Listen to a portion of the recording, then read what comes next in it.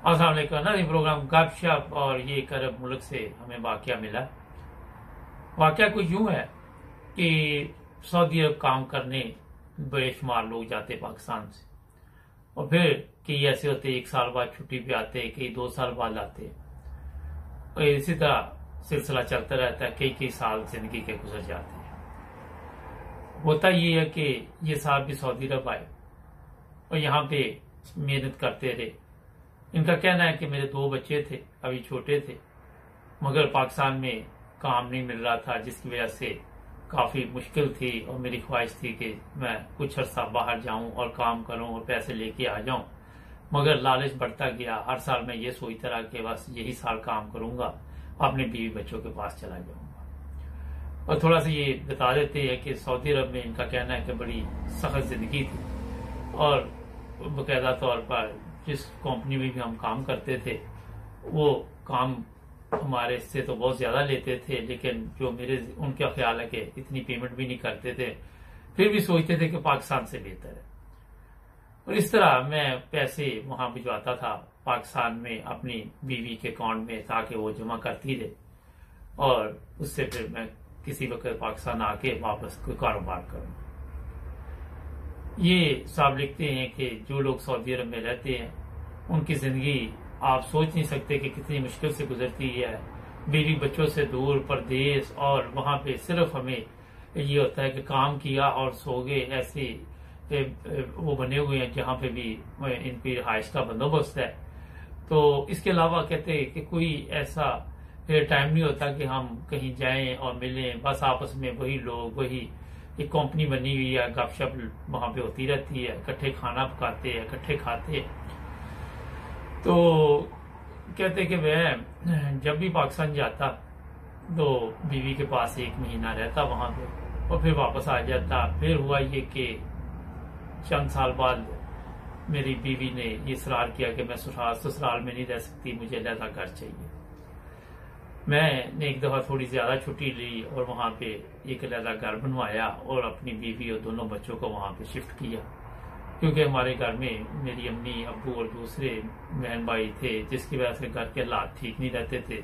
आपके लम्बे है ससुराल में किस तरह हमारा जो कल्चर है, या कोई कहीं पे भी बड़ा मुश्किल है रहना, तो औरतों की ख्वाहिश होती है कि अलहदा घर हो।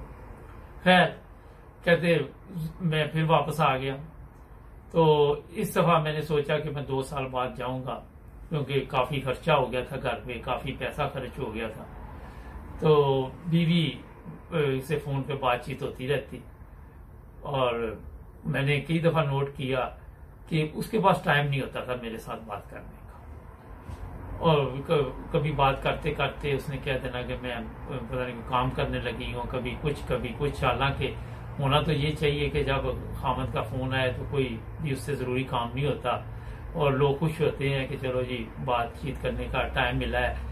क्योंकि जो लोग बाहर रहते हैं अरब ममालिक में, उनको पता होता है कि बड़ी मुश्किल जिंदगी के साथ टाइम निकालते हैं, कोई सारा दिन फोन भी नहीं कर सकते जब ड्यूटी पे होते हैं। तो ये मेरे लिए बेचैनी थी कि जब से ये घर अलहदा लिया है तो ये क्यों इस तरफ हालात जा रहे हैं हमारे। फिर मैं पाकिस्तान आया। वहां पे जब मैं आया तो मेरी बीवी पहले से काफी तब्दील हो चुकी थी, बड़ी फैशनेबल बन चुकी थी, बड़ी स्मार्ट, और अपने कपड़े वगैरह ये चीजें पहले नहीं थी जब वो ससुराल में रहती थी। जैसे ही वो लैदा हुई उसकी जिंदगी में ऐसी तब्दीली मुझे देख के मैं हैरान था। बाल वगैरह और ये हर चीज उसने अपनी तब्दील किए हुए थे।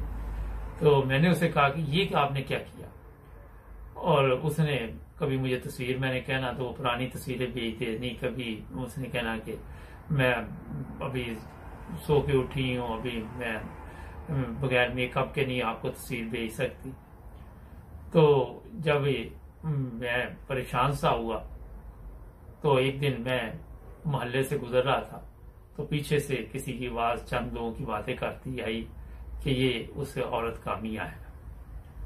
मैं बड़ा हैरान हुआ। फिर जब भी मैंने गुजरना लोगों ने मेरी तरफ देखना घूर घूर के, तो मुझे बड़ी हैरत हुई कि ये क्या मामला है। खैर कहते एक दिन मैंने हिम्मत करके लोगों से पूछा, कोई बात करने के लिए मेरे साथ तैयार ही नहीं था। ना मेरे उस मोहल्ले में कोई वाकफ थे, ना जानने वाले थे, ना कोई दोस्त थे। तो इस तरह कहते कि मैं फिर एक दिन अपनी बीवी को बताया कि मैं 3-4 दिन के लिए कराची जा रहा हूँ। तो मैं घर से निकला, तो जैसे ही मैं ट्रेन स्टेशन पहुंचा वहां पे तो कहने लगे कि ट्रेन लेट थी। 4-5 घंटे तक मैं वहां पे इंतजार करता रहा, ट्रेन लेट होती गई, मेरी समझ से बाहर था। तो मैं रात काफी लेट हो गया। मैंने सोचा बेहतर यह कि घर वापस चला जाता हूँ, फिर किसी दिन जाऊंगा, क्योंकि मैं बैठा बैठा वहां काफी थक गया था। तो इसी तरह बीवी को भी बताया कि अभी तक ट्रेन नहीं गई, तो मैं बैठा हुआ हूँ। मगर मैंने गाना नहीं कि उसको इतला इसलिए नहीं दी कि मैंने कहा वो सोगी होगी और मैं उसे डिस्टर्ब करूंगा। कहते जैसे ही मैंने आया घर आके मैंने दरवाजा खोला तो मेरे लिए ये बड़ी परेशानी की बात बनी कि वो एक मर्द की अंदर से आवाजें आ रही थी कमरे के। तो जब मैंने दरवाजा खोला तो वो दोनों गप्पे लगा रहे थे, एक मर्द के साथ मेरी बीवी गपशप लगा रही थी। मेरा तो खून खोल गया और मैंने चीखना शुरू कर दिया कि ये कौन है। तो वहीं पे एक मसला ये बन गया कि वो मेरी बीवी मेरे सामने खड़ी हो गई। वो कहने लगी कि मैं अब इसके साथ ही जिंदगी गुजारूंगी और मैं आपको छोड़ रही हूँ। जब मैंने उसे ये कहा कि ये कैसे हो सकता है, हमारे बच्चे हैं, तो उसने कहा कि आपने तो बच्चों को कभी टाइम नहीं दिया, आप तो दूसरे मुल्क में हर वक्त पैसे कमाने के चक्कर में रहे, और बच्चे जो हैं वो भी आपसे काफी दूर हो चुके हैं। मैं बहुत ज़हनी तौर पर परेशान हुआ, तो मैंने फिर भी उसको समझाने की कोशिश की, बहुत मिन्नतें भी की, मगर इनका कोई लंबे अरसे से चक्कर चल रहा था आपस में। और इस तरह मैं परेशान हुआ और अपने बहन भाइयों को फोन किया रात को। तो उस औरत ने कहा यहाँ नहीं कोई आएगा इस घर में, क्योंकि ये घर मेरा है। तो मैंने उसे बताया कि आपका घर कैसे, ये तो मेरा घर है। मगर जब उसने मुझे बताया कि तो रजिस्ट्री मेरे नाम है और मैंने ये अपनी बीवी के नाम रजिस्ट्री करवा दी थी, मुझे तो इल्म भी नहीं था, मुझे तो उस पर इत्मीनान था कि वो कभी भी मेरे साथ इस तरह का धोखा नहीं करेगी। और मैंने कुछ कर्जा भी लिया था ये मकान बनाने के लिए। इस तरह काफी हालात बिगड़ गए। मोहल्ले के लोगों को भी बुलाया मैंने, चंद लोगों को, वो भी कहते ये तो बंदा बड़े अरसे से यहाँ नजर आता है इस मोहल्ले में। और अब इसका हल मोहल्ले वाले कहते कि आप मियाँ बीवी ने निकालना है। मेरी बीवी ने मुझे कहा कि आप फौरी तौर पर यहाँ से चले जाए और मैं खुला कि वो एप्लीकेशन जो है वो दूंगी, अगर आप तलाक दे दें तो वो बेहतर है।